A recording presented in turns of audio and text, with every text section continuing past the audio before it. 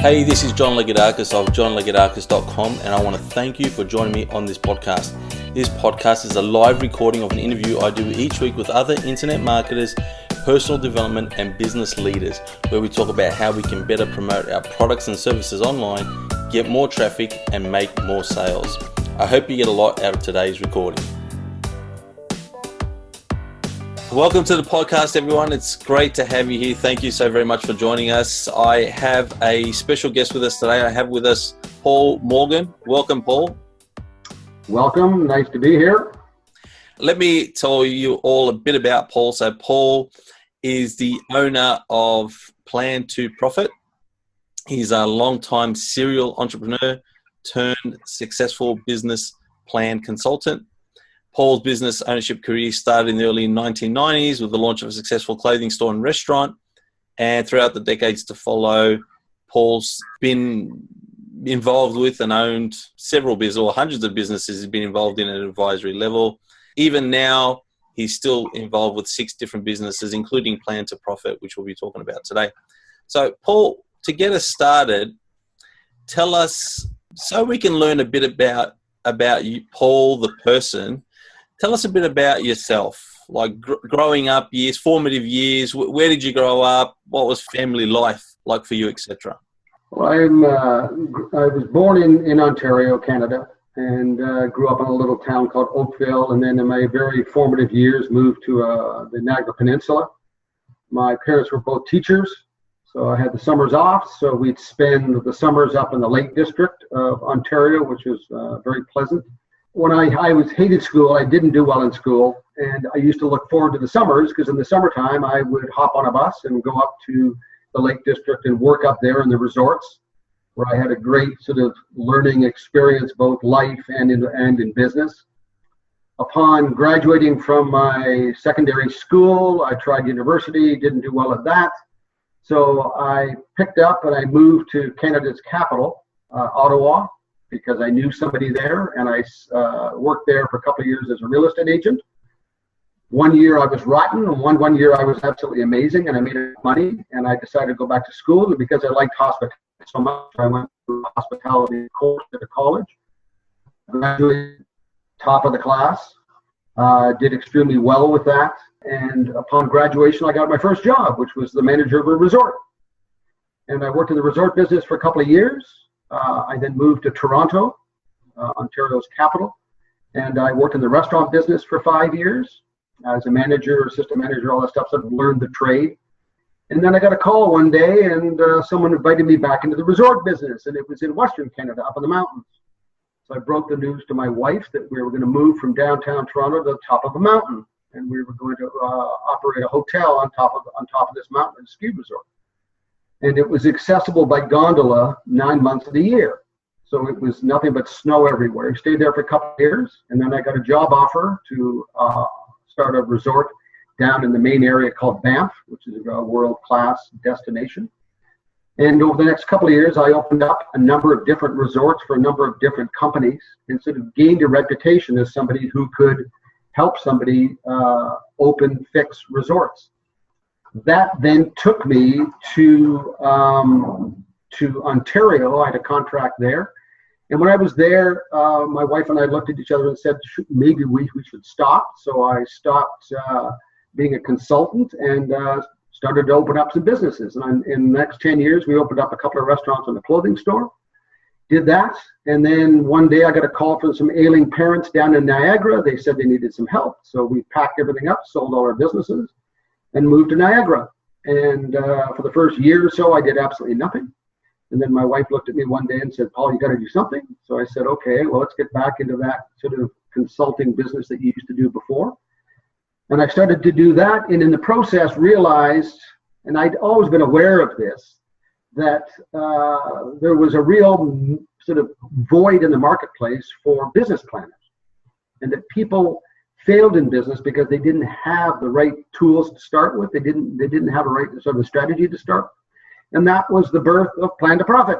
And here we are 10 years later, and Plan to Profit is now a real going concern. Got a couple of employees who are both relatives of mine, And we sit here in Niagara and we do business plans for people right across North America and sometimes other parts of the world. Mm-hmm. Great. So we're going for about 10 years. It's interesting how things evolved for you over the years. Plan to Profit. I mean, the name is pretty self-explanatory. I mean, how you got the name Plan to Profit. Paul, why do you think that a lot of people don't actually plan? Because, there's that saying, isn't there? If you don't, I forget how it goes. Actually, I've forgotten the actual thing. If you fail to plan, you plan to fail. Okay, great. That's the one. Thank you. So why is it that most people, when they're going into a business, and we're talking about a lot of people, especially if they're starting a brick and mortar business, they're investing a lot of money in that business. Why is it that a lot of people don't plan? Because they're stupid. It's as simple as that. Is that if somebody's going to go on holiday, you don't just grab the kids, throw them in the back of the station wagon and start driving. You don't do that. If you do that, you have no idea. Am I supposed to bring skis? Am I supposed to bring the swimsuit? Am I going to be gone for 3 weeks? Or am I going to be gone for 3 days? Everybody knows that you have to do it. I think they're intimidated by the business planning process itself, because that really is self-discovery, and it involves work, and it's very good training for an entrepreneur, because it teaches them that they've got to have the discipline in which to put together this plan or this strategy to get their business open. And most people who go into business don't have that discipline, and it then shows because they then fail. And it's very obvious. The question you're asking, why don't they? It's because it's work.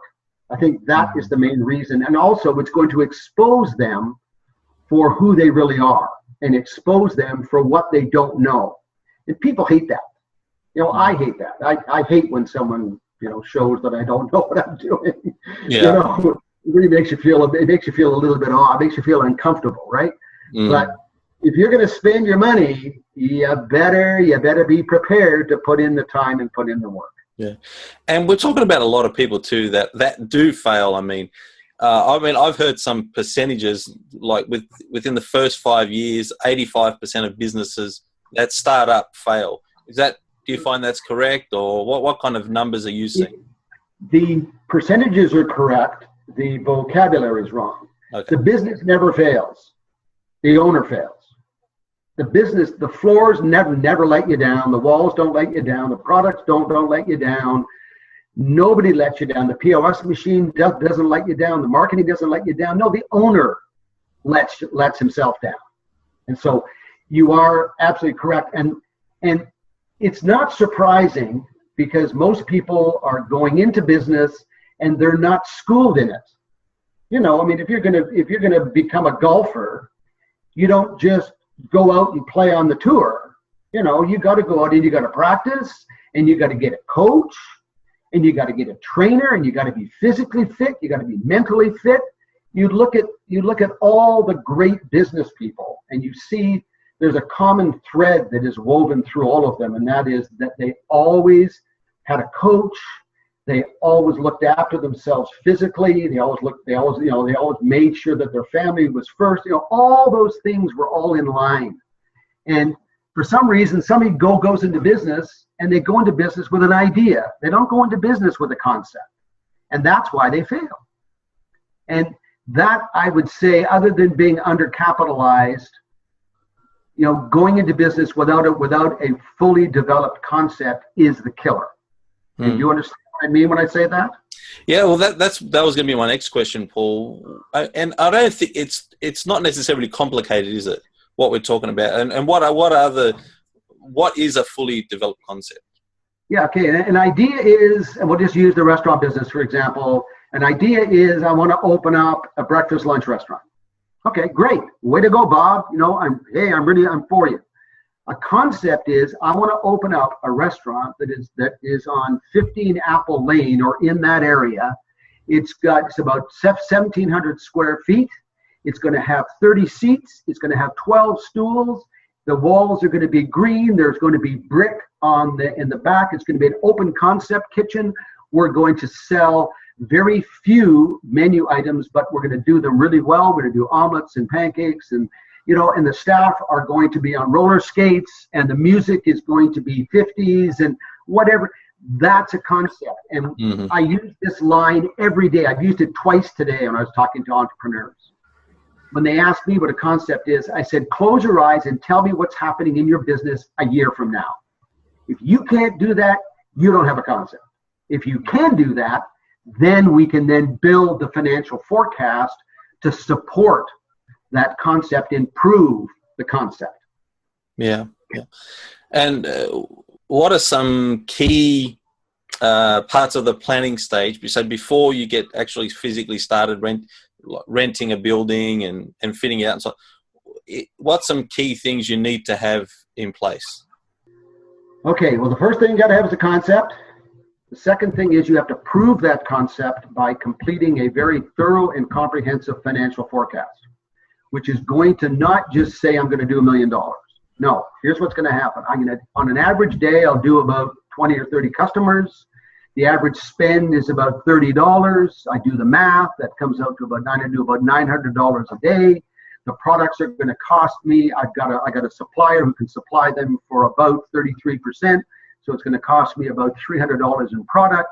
I need to hire a couple of staff. That's going to cost me, $100 a day. So now I've lost $300 to product, $100 to labor. I got to pay rent. I got light. I got marketing. I got to pay myself. You got to break all that down, and you got to prove that what you think is a good idea and a valid concept is actually a sustainable business. And then after you've done the forecast, the next thing you got to do is you have to do your startup costs. You got to identify to the penny what it's going to cost you to do it. Okay, I got to sign a lease. I've got to do the capital improvements. I got to buy equipment. I got to buy furniture. I got to buy fixtures. I got to train some staff. I got to get a POS machine. I've got to. You got to make that list, and you got to look at it. And once you have the financial forecast and the startup costs, you step back and you look at it. You say, is this worth doing? Is it worth me, giving up everything that I have, putting everything into my business, to make that amount of money and to put myself that much in debt? And if the answer is yes, woohoo, there you go. If the answer is no, well then you got to go back and rethink it. So you've got your concept, you've got your financial forecast, you have your startup costs. The next thing you need is a marketing strategy. How am I going to meet those revenue numbers? The only way I can meet them is by having an aggressive marketing campaign. Now, in 2017, God invented the internet. He invented social media. We're going to use it, right? We're going to use all that stuff. And so it doesn't cost us what it used to cost us when we had to rent, balloons and clowns and all that kind of stuff to get found.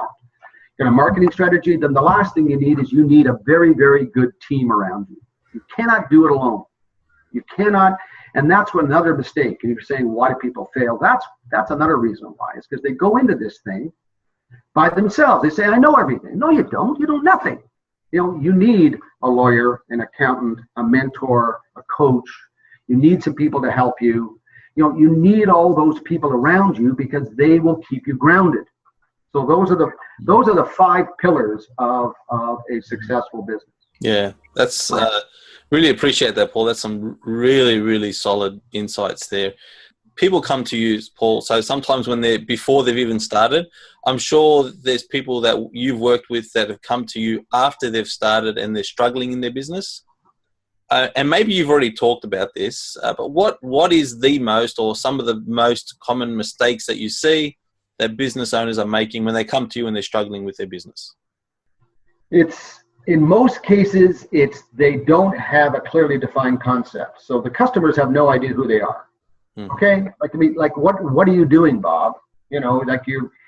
I just don't get it, and people have to get it. And then the next thing is that they're usually bad with numbers. And so what they do is the first thing they do is hire a bookkeeper. And the bookkeeper's going to look after the books. Wrong, wrong, wrong.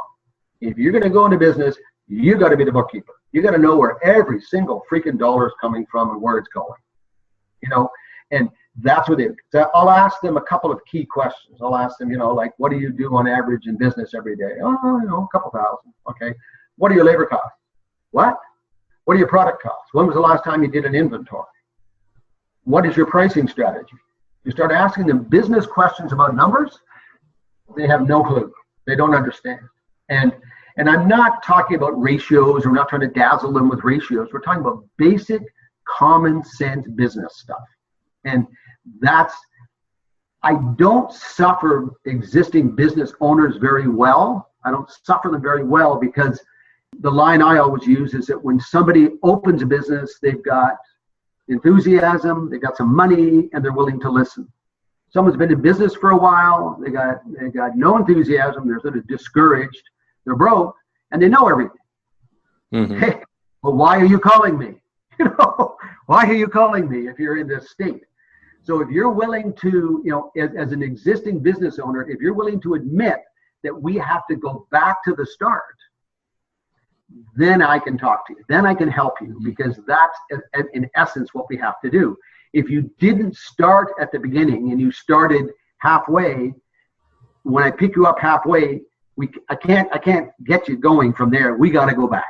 We got to go back, and we got to lay the foundation exactly what as we said before. And a lot of people aren't willing to do that, but the people who are will survive, because it's proven over and over again that if you open your business properly, your chances for success are greatly enhanced because you're all set. Mm-hmm. It's the person who's just out doing stuff, right? Yeah. And can you share with us, Paul, some of the success stories that you've had with clients, working with clients? Well, I always use current clients, which is always the best thing to do. I'm working with a young woman right now who was a baker, and she was a specialty baker because she did all her baking without, what's the word? What haven't we got? Gluten. Right? So she was a gluten-free baker, and she'd been doing it out of her home, and she wanted to go and get a storefront. So we talked, and we put together the plan, and we showed that it was going to work and see how it was going to happen. And I even helped her. I even put her in touch with somebody who actually built her restaurant for her and her bakery for her. About a week ago, I got a call. She said, "Paul," I said, "Hey, how you doing? I haven't heard from you for a while." She said, "I know. I haven't seen you in the bakery. And it's about a half an hour away from here." And she said, "Paul, I need your help again." "Why is that?" "I need to expand." So and we knew that this was coming. We knew that what she was doing was in such demand that all the restaurants, all the hotels, all these specialty B&Bs and everything that have the dietary concerned clients are reaching out to this woman saying, "Can you give us bread? Can you give us buns? Can you give us this? Can you give us that?"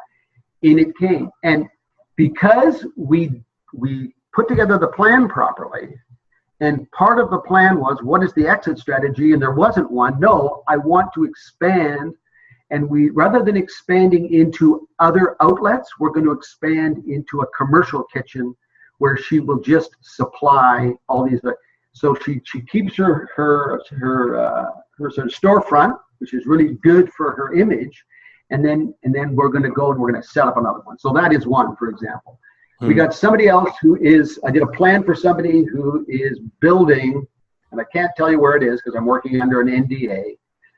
They're in a warm climate. Say that they're very close to the equator, okay, a major city close to the equator, and they are building a snow park. Okay? So we did a business plan where we had to get $600 million in funding. So It isn't I just do business plans for small little companies that are opening up little mom and pop shops. No, we also do it for big companies. And we got $600 million on a 12-page business plan because it was so clear, so concise, so exact with the financials. All those 5 pillars that we talked about were in there. And this guy got his funding, and he's building a snow park with ski hills and toboggan runs and and sleigh rides and all this stuff in a place where normally people who have only seen snow either in a magazine or on television. They've never ever seen it for real. So it's Wow. that it really, and that the most important part of that was that line that said 600 million with 12 pages. That's all. This is 2017. People don't want to read anything. Yeah. So Yeah. all my plans are like that. They have to be clear, concise, succinct, to the point. Tell people what it is. Get in, get out. They either make it or they don't. Yeah. Yeah. Yeah. Definitely. So Definitely. that's what gives you sort of both sort of, sort of a low end and a high end. And and I'm so lucky because I get calls all the time from people, and they're so excited because the business works, and it's all because it's set up right. It's so simple. Yeah. Paul, thanks again so much for everything that you shared with us today. Extremely valuable information for all business owners out there, all different types of businesses this applies to. Is there any final thoughts you had for us, Paul? I would say if you're going to go into business, first thing you got to do is hurry up and slow down. Okay? People get all excited because they're going to go into business. No, slow the heck down and be very deliberate about everything that you do, and make sure that you that you basically punch every hole. You cannot miss one. Do them properly. Follow that process, and you have the greatest chance for success. And find somebody to work with, because that person is going to be gold to you. Yeah. Yeah. Thank you, Paul. Now, and for those that are watching this or listening to this right now, Paul Morgan, we've been speaking with. You can find Paul plan2profit.ca. I'll spell that PLAN, the number 2, PROFIT.ca. Paul's obviously available to work with. You can find out more about Paul on his website. Is that the best place for people to contact you, Paul? Just go to your website.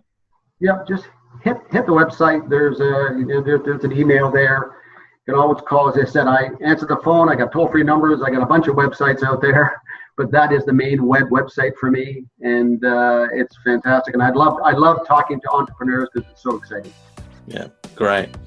Thank you. Thanks again so much, Paul, for being with us today. And I want to thank everyone also for being here and watching and listening. I appreciate the time. Hey, John Lagoudakis here. If you got something out of today's podcast episode, make sure to subscribe to the podcast, as each week I'm doing more of these valuable interviews. Also, share it with your friends.